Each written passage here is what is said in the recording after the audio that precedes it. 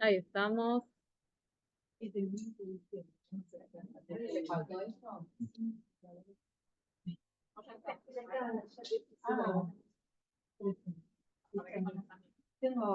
Bueno, vamos a comenzar. Estuvimos viendo, hacemos como un recuento, un repaso de los últimos Hagim. Para los que están así desde el inicio, les cuento que vamos a llegar a ver todos, que el 8 o el 15 hagamos como un repasito intensivo, de una manera simpática, es como que cada uno reconozca que aprendió y que yo también reconozca que aprendieron y después intercambiemos, ¿sí? Ahora a mi nena le dicen pausa evaluativa, bueno, algo así, no dicen más evaluación. Entonces hacemos como un repaso, un recorrido, ver la trayectoria y todo lo que quieran decir. Algo así. Yo les entregaré una hoja. Buen día. Buenas tardes. En realidad ya creo que ya estamos en buenas noches. Bueno, venimos recorriendo y creo que recordarán también cómo nosotros distinguimos a los Hagim entre festividades que son bíblicas, que son religiosas, que encontramos en la Torá puntualmente, algunas que encontramos en fuentes posteriores. Tenemos festividades que son nacionales, sí.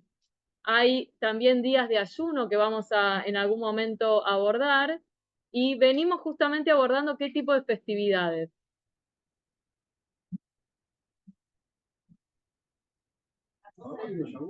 Es verdad, terminamos el otro día con un resumen de Shavuot, que es lo que está por venir, pero la Lag BaOmer fue una de las festividades presentes, conmemoramos Yom HaShoah, Yom Ha'atzmaut, hicimos como ahora un abordaje porque así nos indica el calendario de las festividades nacionales y algunas contemporáneas.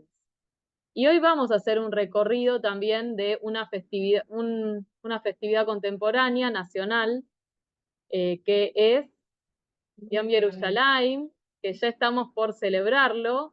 Hoy es 3, bueno, es el 28 del mes de Iyar, 4 o 5 de junio, ahí estamos celebrando, pero si vamos al calendario gregoriano, el 5 de junio es una de las fechas que son claves para lo que vamos a recordar hoy. Ahora, cuando hablamos de Yom Yerushalayim, ¿qué es lo que nosotros estamos recordando puntualmente? La toma de Jerusalén en la Guerra de los 6 días. Bien, bien. Están apuntando a la cuestión principal. No estamos celebrando una guerra. Es verdad, tenemos como referencia la Guerra de los 6 días y lo que nosotros celebramos es a la ciudad de Jerusalén y a poder haber ingresado a la parte oriental de Jerusalén, en ese sentido la reunificación de Jerusalén. ¿Qué tal? ¿Cómo le va? Entonces, vamos primero a recobrar un poco el sentido de Jerusalén para el pueblo judío. Algunas cuestiones habremos visto con algunos de ustedes en otras clases, pero vamos a ir hoy puntualmente a ver los hechos que hicieron a la Guerra de los 6 días, un himno que habla de Jerusalén y que también define su historia, una poesía, y después sí, como les había dicho en la clase anterior, seguiremos abordando algunos puntos de Shavuot que se acerca la semana que viene. Estamos como con muchas cosas, así que vamos dividiendo los tiempos como nos dan. Y a mí me gustaría que hagamos una lectura de la Megilá de Ruth la semana que viene. Entonces, por eso es que nos adelantamos a también ir preparándonos para la festividad. Hecha la agenda, que para mí es fundamental, vamos a los hechos. Querría que me digan, algunos ya lo saben, así que pueden si quieren aportarlo, pero lo saben por clases anteriores. Jerusalén, ¿cuándo empezó a ser capital del pueblo judío? ¿19? Yo me voy un poquito antes. Muchísimo antes. El rey David. Claro, bien, el rey David. ¿Por qué el rey David? ¿Qué pasó? A ver, ¿saben El rey David, es cierto, esa es la respuesta, pero ¿cómo continúa? ¿Qué pasó? Él desarrolló mucho la ciudad de Jerusalén, también construyó el templo. No, ese fue Salomón. Bien, pero está bien, vamos a ir armando entre todos la historia. David fue, como sabemos, el segundo rey de Israel. No fue inmediatamente, en su momento, cuando el rey era Shaul, se tuvo que escapar porque David estaba cobrando mucha popularidad frente al rey Saúl, que estaba bajando en popularidad. Así era inversamente proporcional. Sí, conocemos un poco de estos hechos. Y estamos hablando en un aproximado, para situar la época, menos 1000 antes de era, o sea, menos 1000, que eso significa antes de la era común. ¿Sí? Que ahí comenzó el reinado de Saúl, y pensemos que el primer templo que hizo el rey Salomón, ¿qué tal? Fue en el año 960 antes de la era común, para ir situándonos entre los tres reinados, el de Saúl, el de David y el de Salomón. Entonces vemos un David que en su momento era parte de la corte del rey Saúl, iba adquiriendo popularidad por sus hazañas militares, y en general, por ejemplo, se cuenta en el Tanaj, en la parte de Nevi'im, de los profetas, como el pueblo cuando volvían de la guerra recibían cantando y hablaban de cómo David mataba a, creo que 10.000 y Saúl menos. Divino. Generaban una atmósfera genial en el gobierno, como se imaginarán. Y sí, claramente Saúl tuvo intenciones de matarlo, David se escapó y empezó a formar su gente. Bueno, y de a poco fue gestando su propio reino hasta que fue después legalmente ungido como rey. Una de las principales medidas de David, por las cuales va a ser recordado, amplió el reino mucho más de lo que había sido en los tiempos de Saúl, que era muy inestable, era un primer rey pobre, o sea, hacía lo que mejor podía. Y David aprendió también del error de ese primer rey. Y lo que decidió es tener una capital para un reino. Son cuestiones políticas también que se iba dando cuenta de la importancia de cómo consolidar ese gobierno. ¿Y por qué eligió? Ay, sí.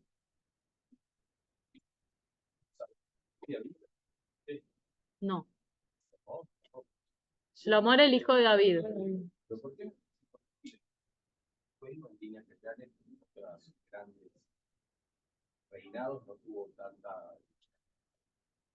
Bueno, como verás, hubo casos que sí, hubo casos que no, casos que no ameritaban, que te muestra muchas veces eso, que no, por su propio mérito. ¿Por qué los hijos de Moshe no fueron los sucesores de él? ¿Qué pasó con los hijos de Aarón? Frente a otro de los hijos de Aarón que sí continuaron con la Coanut, con el sacerdocio. No, no es una ecuación que siempre da igual. Y en el caso de Shaul, su hijo Jonatán era parte de la corte, y de hecho era muy, muy amigo de David. Pero finalmente David fue el que fue elegido por Dios como próximo rey, en un momento en que claramente, si bien había una cuestión política que era el rey y una cuestión religiosa que era en ese momento Shmuel, bueno, pero de todos modos todavía Shmuel era quien elegía al próximo rey. Después sí, fue Shlomo, uno de los hijos de David, que no era el mayor claramente, todos los hijos disputaban, y ahora voy a volver al punto de Jerusalén, que es la homenajeada, pero Shlomo con el tiempo fue el que prevaleció entre los hijos, por más que era el menor, y era el hijo, como vimos con algunas, de la mujer más amada de David, o una de las más amadas en alguno de los momentos en que reinó, que fue Bathsheba, ¿sí? Pero bueno, David eligió Jerusalén porque tenía una característica importante que en su momento, cuando hicimos un pantallazo y vimos Hanukkah como festividad y los macabeos, era algo interesante para tener en cuenta, para elegir una capital. Bien, Jerusalén, Arim Sabibla se dice, hay montañas la rodean, ¿sí? Y claramente a nivel estratégico, tener una capital rodeada de montañas es algo que sirve de protección para el gobierno y para también el templo, que Dios ya sabía, David, que iba a ser el lugar designado por Dios para hacer un templo, pero él no lo iba a poder construir. ¿Por qué?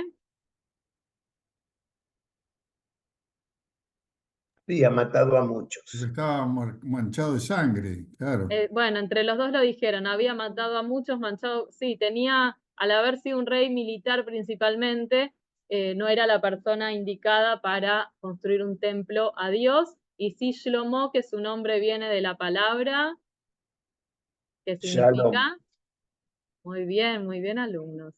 Sí. Sí, la torre de David, Migdal David, que está en las murallas de la ciudad de Jerusalén, remite al rey David, Migdal David, sí.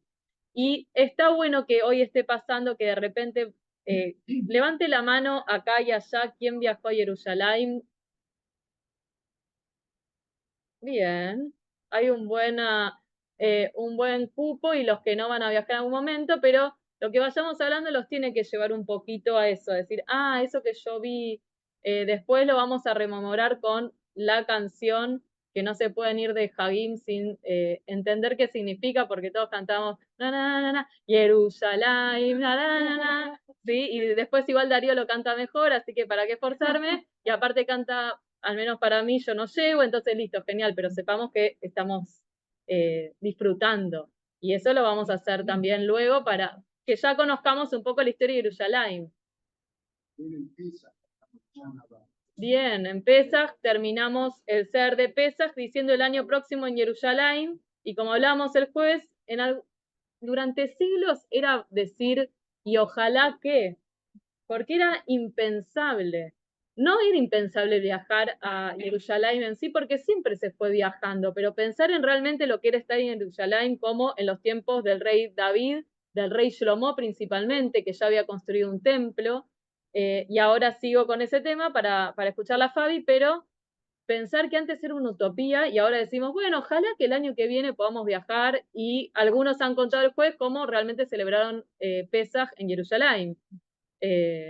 Pero entender que ese anhelo por Jerusalén parte primero de una ciudad que podemos decir que hubo realmente presencia judía en esos tiempos y recorrió siglos, y nos mantuvo unidos también ese anhelo. Y eso es lo importante, el símbolo de Jerusalén, para que después sí hablemos del qué pasó en la Guerra de los 6 días y qué estamos conmemorando. Pero si no entendemos el significado, no vamos a llegar al nudo de la cuestión. Sí, Fabi. Sí, se puede apagar el aire de atrás. Ustedes dicen que yo...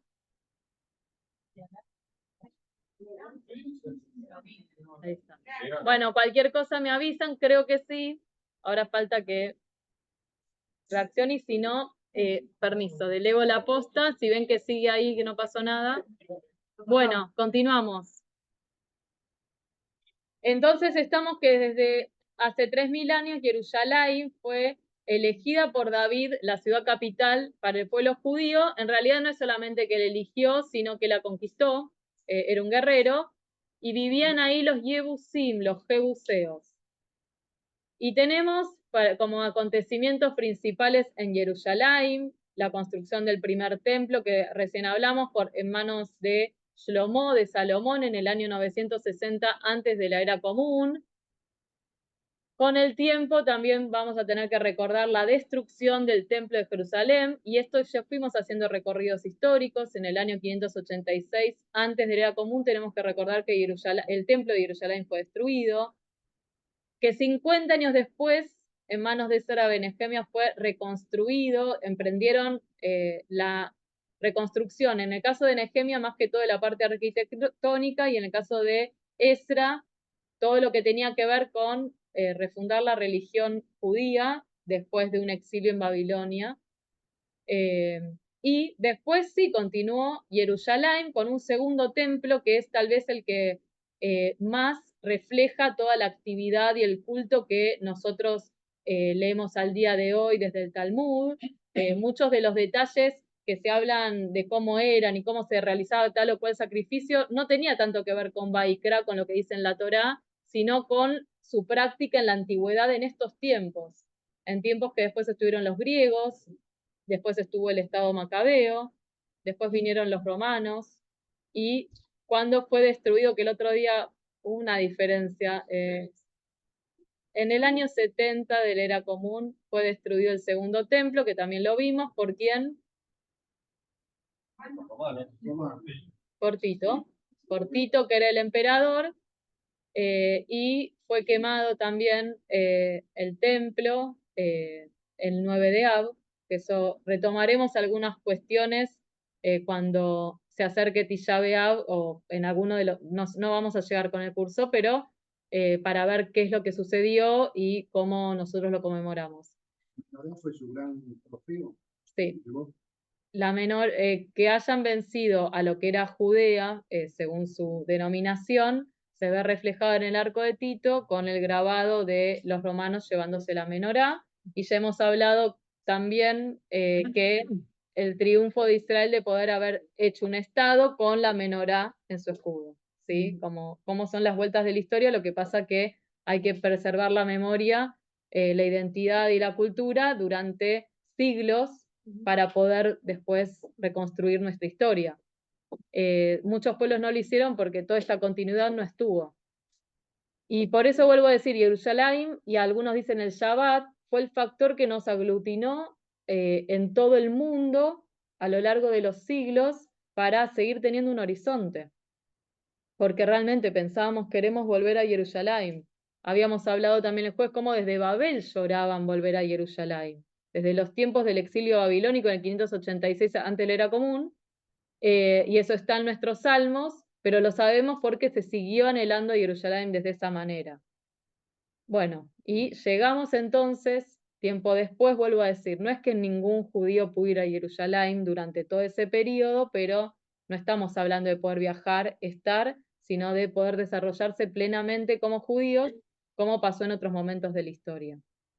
Y Claudia había dicho 1947 Jerusalén, recuperamos Jerusalén. Son de la ONU que reconoce como capital de Israel. Bueno, por eso estamos hablando de que ya en un inicio, y aparte como resolución, que festejamos y que teníamos nosotros que concretizar en 1948.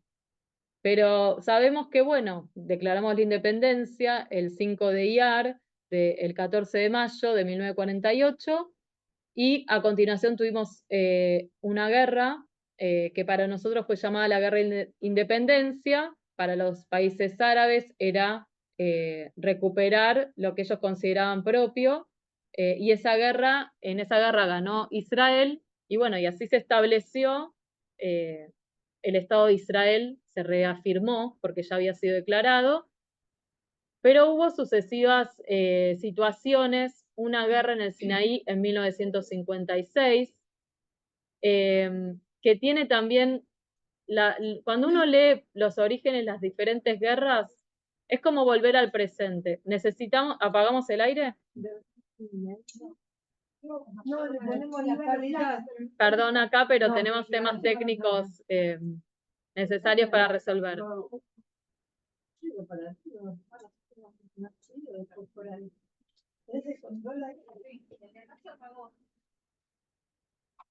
Bueno, esa es una manera técnica, muy tecnológica, con la mano pudimos arreglar el aire acondicionado, así que seguimos adelante.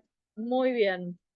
Y si después necesitan lo apagan y lo volvemos a prender. Sí, llegamos entonces, y quiero leerles y de paso recomiendo, yo voy recomendando libros, creo que con ustedes no lo he recomendado todavía, tal vez lo trajimos en otra clase, es Los luchadores judíos de Eduardo Kovalivker, sí, y Yossi Goldstein. Yo les voy a leer una parte de un poema y quiero que me digan si saben de quién es.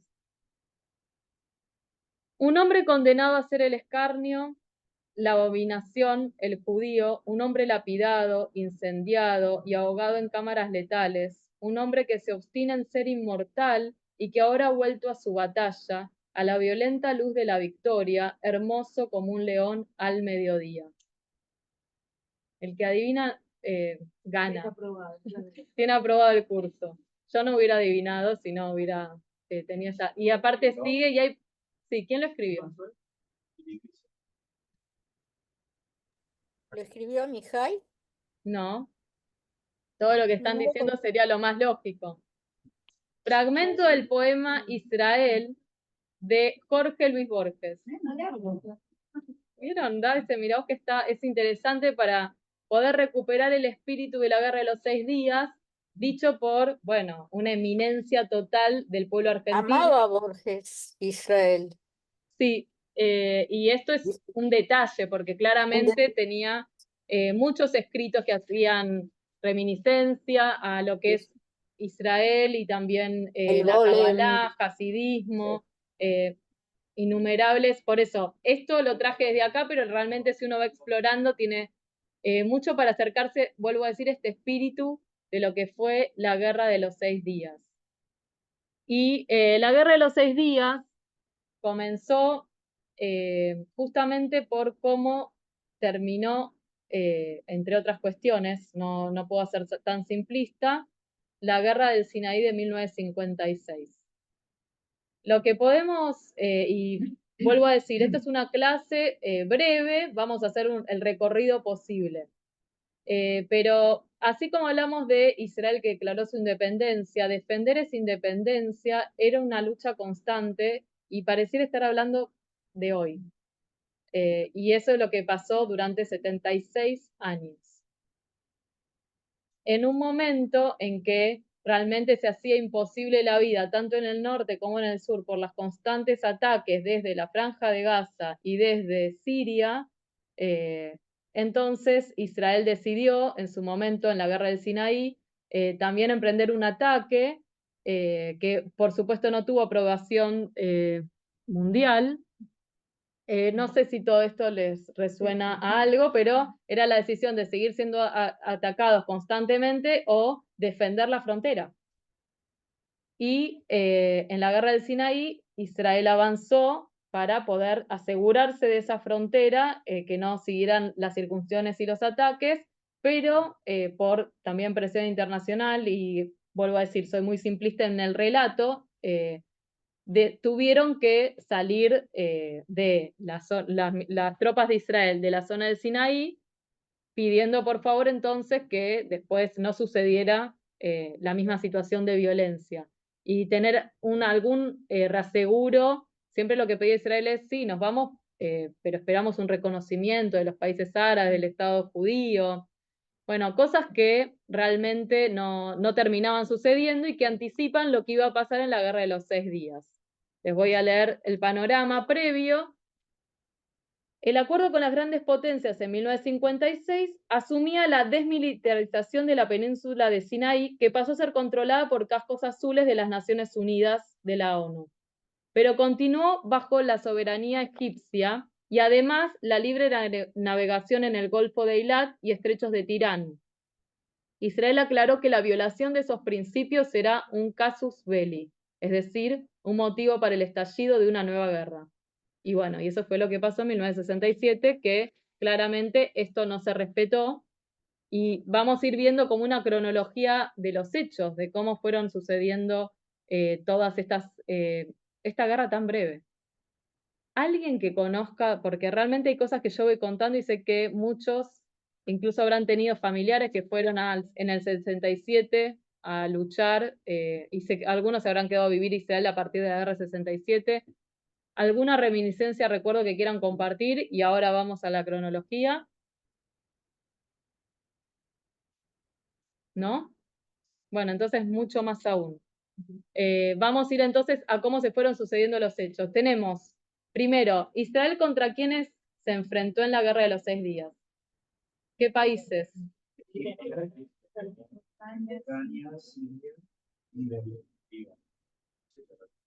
Estaban Israel, Siria, Jordania e Irak.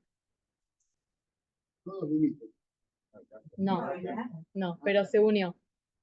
Y la superioridad numérica, tal vez no de Israel respecto de Jordania o en algunos casos Israel respecto de Siria, pero sí respecto de Egipto y mucho más respecto de los otros países en conjunto atacando a Israel, era abismal. No, del 77. Para que se den una idea, en datos, tenemos aviones de Egipto 450, de Irak 200, de Siria 120, de Jordania 40 y de Israel, ¿cuántos se imaginan? 15. No, más. 350 contra 450, 200, 120 y 40. Tanques de Egipto 1400, 630 de Irak, 550 de Siria, 300 de Jordania. Israel, ¿cuántos? 800. Pero piensen respecto, sí, ya sé esto, no, tampoco quiero que sea la quiniela, pero es como para ir pensando comparativamente, no Israel respecto de Jordania, sino respecto de todos los países juntos atacando. O sea, Israel tenía que defender el sur, el norte a la vez, e incursiones que y desde Jordania también. Y lo que quedaba en otro costado, ¿qué era? ¿Qué es lo que ellos querían? Es la frase que se sigue diciendo de manera espeluznante hasta el día de hoy. Echar a los Sí. israelíes al mar. A Le ver, llaman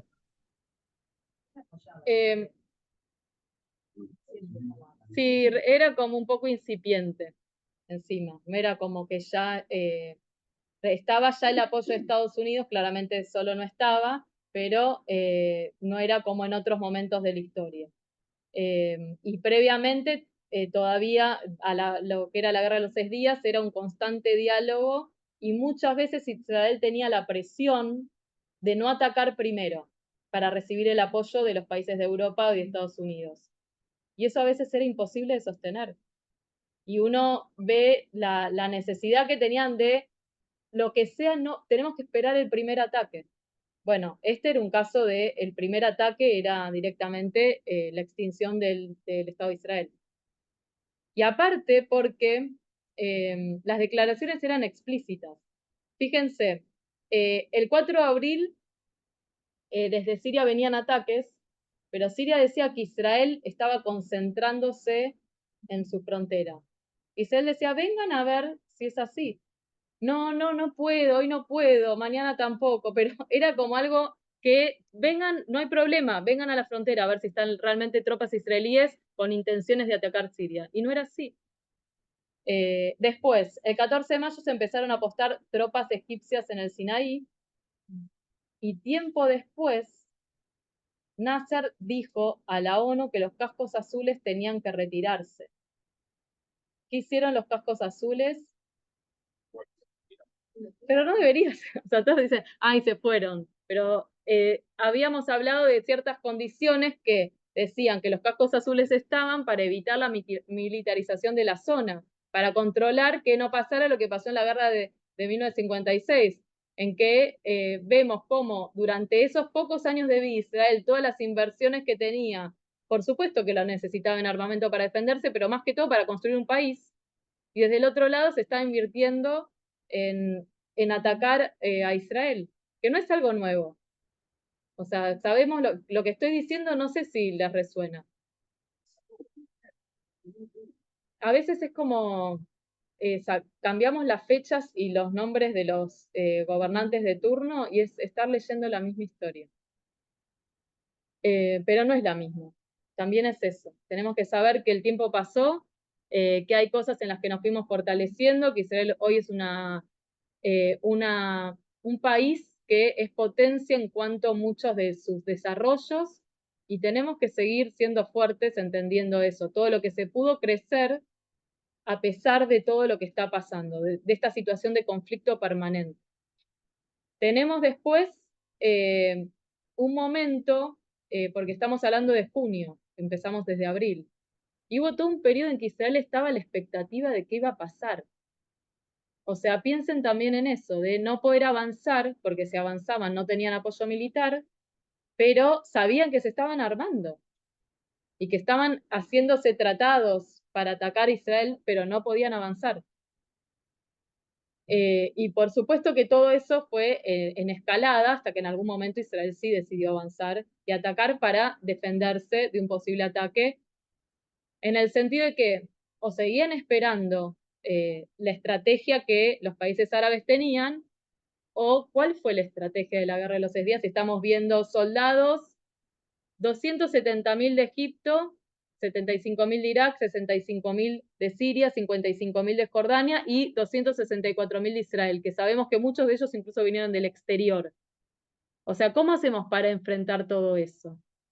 ¿De qué manera Israel logró prevalecer en esta guerra que duró encima solamente 6 días y de la cual los países árabes venían diciendo nosotros nos vamos a unir y los vamos a aniquilar?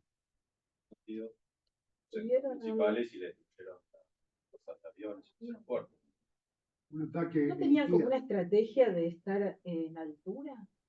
Bueno, lo que están diciendo ustedes, más allá de los detalles militares, es estrategia.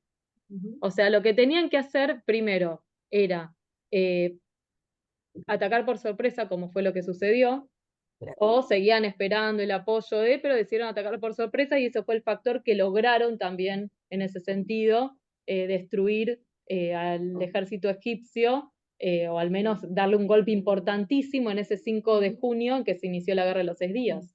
Si no era sorpresa, probablemente cómo podían ellos detener ese ataque. Otra cuestión es que vemos que sí. Había también un personaje previo. Sabía que ellos los iban a atacar. ¿O así? ¿Quién sabía que? Se sabía, pero también porque ellos lo estaban anunciando. O sea, no es que había algo, puede ser que, y seguramente, y como hubo siempre, había un conocimiento de ciertos detalles del ejército y de cómo estaban apostados, pero la declaración era expresa. Y que aparte realmente vemos acá que el presidente le pide a la ONU que se retiren y se retiran. No había mucha, o declaran desde Siria que Israel se estaba apostando ahí con las tropas para atacar Siria, dicen que no, y eso queda ahí. Y sí. Bueno, los informes militares, si la estrategia no hubiese sido atacar en tierra, en el aeropuerto del Cairo, a los aviones, hoy Israel no estaría. Eso es informe militar. Y además, no es solamente tener muchos soldados, sino tenerlos bien entrenados y con un armamento de calidad. Esto es lo que también se relata, hay muchos informes, en este caso elegí de este libro, me parece súper interesante y porque conozco al menos a uno de quienes escribe. Tener armamento de calidad es fundamental y tener un entrenamiento también. Perdón, pero tema aparte que nada que ver, me hace recordar a la guerra de Malvinas. Más allá de cómo fuéramos, pobres chicos que fueron enviados, no es manera, no pasa por solamente el espíritu y, o sea, poder conocer también cómo luchar, básicamente. Pero además, por supuesto, lo que está siempre presente, nosotros es debido a muerte. Y eso es el diferencial. Quienes vinieron desde otros lugares del mundo a apoyar a Israel para luchar. Y algo similar también ocurrió después del 7 de octubre en la guerra actual. Muchos que estaban en otros países volvieron para sumarse para defender a Israel. Y el espíritu que se tiene de no nos queda otra. O sea, o luchamos y de la mejor manera posible o no existimos más. Y no porque nos parezca a nosotros, sino porque nos están diciendo no van a existir más. Queremos aniquilarlos. O sea, es algo que es claro y que eso es lo que siempre nos hace sorprendernos de la reacción general, de que estamos luchando contra alguien que dice queremos su aniquilación. Yo creo que en ningún país del mundo se escucha porque nosotros los queremos aniquilar. Y por eso también traje este poema de Borges. Me parece genial que uno piense, nosotros mismos lo expresamos, pero que alguien desde afuera, bueno, un genio como él, pudiera ver esta cuestión de la persona que siempre fue señalada, que siempre fue maltratada, y que a partir de esta guerra dice, yo también puedo luchar y puedo defenderme. De hecho, este libro lo que muestra es de luchadores judíos, es decir, nuestra guerra no es solamente de cómo fuimos masacrados, también de los luchadores que estuvieron en todos los tiempos. Y por eso yo traía desde un principio, ahora seguimos con los acontecimientos de la Guerra de los 6 días, por eso yo traía en un principio Lag BaOmer y las fiestas nacionales, porque esto es una seguidilla de generaciones que lucharon por ser un pueblo libre en la tierra de Israel y de no ser aniquilados y asesinados. La rebelión de Bar Kokhba era, esta es nuestra última oportunidad. Y el resultado fue, ganaron en un momento y perdieron totalmente la batalla y la vida en el 135. Pero el pueblo prevaleció por un Jerusalén, que ojalá estemos el próximo año, y por, como Hegel dice, por el Shabbat, por tener algo todas las semanas que nos une en una mesa. Pesaj nos une una vez al año, Rosh Hashanah también, pero tener todas las semanas ese espíritu y ese recuerdo. Bueno, seguimos con los hechos. Tenemos ya quienes están en el gobierno de Israel. El primer ministro era Levi Eshkol, que ustedes dicen, ¿quién era ese hombre? Sí, era la persona que estuvo como primer ministro en una de las guerras más importantes que enfrentó Israel. Como ministro de Defensa, seguramente, Moshe Dayan, y como jefe del ejército del Tzal, sí, Rabin, Yitzhak Rabin. Yitzhak Rabin, Zichrono Libraja. No quiere decir que los demás no, esta mención que estoy haciendo, pero que la verdad siempre nos duele, a mí me duele siempre decir su nombre por lo tremendo que fue y lo que nos cuesta la paz a nosotros mismos, ¿no? En el interior de nuestro pueblo. Que eso también condujo a la destrucción del Templo de Jerusalén, y al día de hoy hay diferencias respecto de lo que está sucediendo en la guerra de Gaza entre el mismo pueblo judío, desde los más radicales, desde los distintos ámbitos.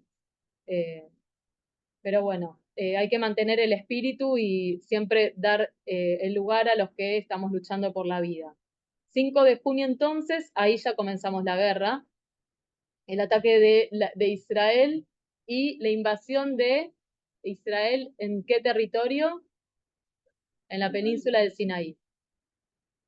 Tenemos después combates aéreos sobre Siria, y ahí sí, en ese caso sí, Israel también combatió con Siria, eso era claro, no era como decían antes, en este caso sí, y empieza la guerra. Seguimos después, el 6 de junio, Israel conquista Gaza, Belén, Ramala, y se destruye la Fuerza Aérea Jordán. El 7 de junio, yo sonrío porque, ¿qué habrá pasado el 7 de junio? Algo muy lindo. Podemos ingresar a Recuperamos y recuperamos. al este y se llegó hasta el Kotel. Y googleen la imagen, si ponen la guerra de los 6 días imágenes, la mirada de esperanza de esos soldados, no, de esperanza no, porque ya estaban ahí, de emoción de los soldados que pudieron ingresar después del 48 y que ya esa región estaba vedada para los judíos, a ver el Kotel. Y también es cierto que previamente era muy difícil el ingreso a lo que era Jerusalén. Claro. Y la verdad que estaba muy descuidada también todo ese sector que para nosotros tiene un valor sagrado, en el sentido que nosotros damos a la palabra sagrado, no algo muy querido, algo amado y algo en que vivimos los momentos más espirituales de nuestra historia. Y bueno, y poder volver a tener una Jerusalén unida como capital de Israel, sabiendo que hoy por hoy estuvo una situación difícil y no reconocida por todos, pero no voy a ingresar en ese tema porque es un tema álgido que me parece excede lo que nosotros estamos celebrando y que es nuestro amor hacia Jerusalén. Bueno, seguimos entonces. También se llega a Jericó, la ciudad vieja en sí. Después se va avanzando, Jordania ya empieza a aceptar el pedido de cese de fuego de la ONU, solamente Jordania, porque bueno, claramente tenía su fuerza aérea destruida y también había perdido Cisjordania. Se conquista Hebrón. ¿Qué es lo que está en Hebrón? Muy bien. La tumba de los patriarcas Meharata Maspailá. ¿Sí? Se puede acceder a un lugar tan importante para nosotros como la Mehará, la tumba, que ¿quién fue quien decidió que ahí iban a ser enterrados nuestros patriarcas y matriarcas, salvo Rachel? Abraham. Abraham. Compró. Y lo compró. Sí. Y eso también lo traigo porque eso habla de nuestra historia. Realmente el vínculo que tenemos con la tierra de Israel, que si hablamos de los patriarcas es el año 2000, antes era común. Por supuesto que nos pueden discutir, Abraham existió o no existió desde lo histórico, pero el vínculo con nuestro sobre esa tierra, desde esos tiempos tan antiguos y desde lo que nosotros también nos vinculamos con la Torá, eso también es la muestra hacia el mundo, que nuestra relación con Israel no empezó en 1948. Pero para eso nosotros tenemos que leer historia y saberlo. Yo igualmente, desde que el 7 de octubre, tal vez tuve unos días de explicar la historia para justificarnos y de repente dije, no, yo no justifico nada. Yo aprendo, transmito para que sepamos la información, pero yo no tengo que dar ninguna explicación a nadie de por qué el pueblo judío tiene que estar donde está, porque tampoco le pido explicaciones a ningún pueblo del mundo y toda su cronología histórica de por qué está donde está. Y tampoco nadie me explica, me pone en duda por qué yo, como descendiente de polacos, estoy viviendo en Argentina y soy ciudadana plena. Nadie me lo cuestiona. Por suerte, porque realmente lo agradezco y porque muchos de nosotros tuvimos una posibilidad aquí en la Argentina. Pero sí lo traigo para que nosotros lo sepamos, porque me parece que es nuestra historia y tenemos que saber que ese vínculo es histórico. Luego de conquistar Hebrón, se avanza sobre el canal de Suez y Egipto anuncia que acepta el cese de fuego.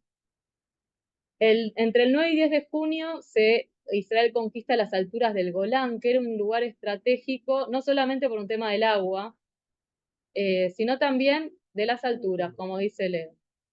Así como hablamos... Un costo muy elevado. Sí.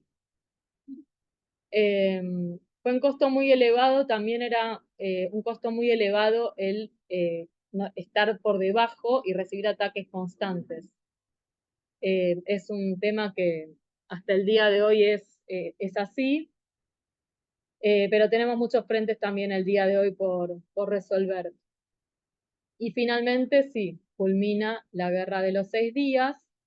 La postura de Israel es justamente poder devolver los territorios que fueron sobre los que avanzó, como la península del Sinaí, por ejemplo, a cambio de paz, de asegurar la paz, que no iba a haber tampoco más intención de ataque a Israel, un reconocimiento del Estado judío. Entre el 29 de agosto y el 23 de septiembre es la cumbre de los países árabes en Jartum, Sudán.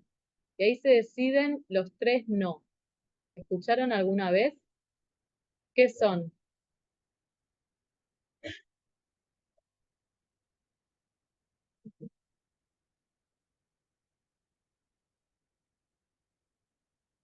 No negociaciones con Israel, no reconocimiento y no a la paz. O sea, después de esta situación, la resolución es la misma, porque siempre el reclamo de Israel es hagamos la paz y sigamos adelante, y desde el otro lado es el no. Y en este sentido, después sabemos que una vez que finalizó la Guerra de los 6 días y toda la atmósfera del triunfo y de la seguridad que se vivió en Israel, ¿qué pasó unos años después? 6 años después. La Guerra de Yom Kippur. La verdad. Y en este sentido estamos siempre, no sé si decir en estado de alerta, pero en estado de defensa, construyendo un país, queriendo a Jerusalén, y no sé si a ustedes les pasó, pero cuando uno vuelve siempre ve que está más linda, que creció, que se sigue remodelando. Es seguir construyendo, no digo Lambrotacol, pero sabiendo que la paz hoy por hoy, así como en su momento decíamos, Leyana va a Yerushalayim, bueno, que en algún momento llegue la paz. Y lo tenemos que decir, porque si no prevalecen entre nosotros también discursos que se entienden desde el dolor, de luchar y desde no negociación, y al día de hoy creo que incluso nos podemos estar hablando de un acuerdo en lo inmediato, porque estamos en un momento muy sensible y doloroso, pero sí tenerlo como mira en un futuro, para poder estar nosotros tranquilos. Jerusalén Shel Saab. La otra vez les mencioné al pasar en un relato que entre Rachel y Rabí Akiva, que hablaban de los pobres que eran y que él decía, ojalá te pudiera regalar una Jerusalén Shel Saab. Bueno, Jerusalén Shel Saab se menciona en las fuentes como una joya, que algunos dicen que era como una corona, que por supuesto no todo el mundo tenía acceso. Bueno, y eso le da un poco el nombre a este himno. Algunos cuentan que los soldados que ingresaban cuando estaban en la guerra de los 6 días, y bueno, cuando ingresaban a Jerusalén cantaban Jerusalén Shel Saab. ¿Quieren escuchar la letra en castellano? Y ya estamos como al pie de la hora, pero terminar con una hermosa poesía. No te voy a pedir, Martín, si querés que cantes. Después de escuchar, o sea, nosotros tenemos a Darío como parámetro. Discúlpenme, o sea, no puedo. Si la tuviera al agua es lo mismo, no es un tema, pero sobre todo el final que hace Darío. O sea, terminemos bien el día, yo ese final no llego. Abir Arim Salul Kayai, no voy a decirlo todo en hebreo en castellano, no se preocupen, aunque lo haría de mil amores. Aire de montañas, diáfano como el vino que para nosotros es una bebida apreciada. Y aroma del pinar. También esa cuestión del aroma. O sea, vayan viajando un poquito a Jerusalén mientras hablo. Que trae la brisa de la tarde con el sonar de las campanas. Lo que tiene la traducción es que la rima quedó para otro momento. Y en el letargo del árbol y la roca, que hoy yo me imagino como una roca amarillenta, que es aparte un requisito arquitectónico. Sí. Me encantaría que lo hagan en Buenos Aires. Sí. Sí. Es impresionante al atardecer, cuando la ves de lejos, todo es dorado. Cautiva en su sopor está la ciudad, que solitaria se asienta y en su centro yace un muro. Ubelibá Jomá. ¿Sí?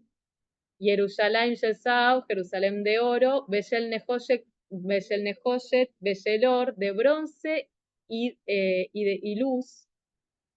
Dice, a lo lejos Shiriaig, para todas tus melodías, Anikinor, yo soy tu violín.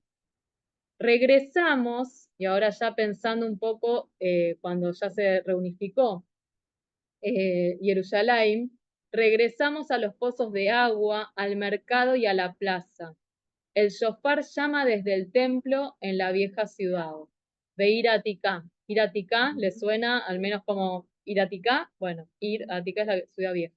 Y en las cuevas que hay entre las rocas, miles de soles relucen. Nuevamente bajaremos al mar muerto por el camino de Jericó.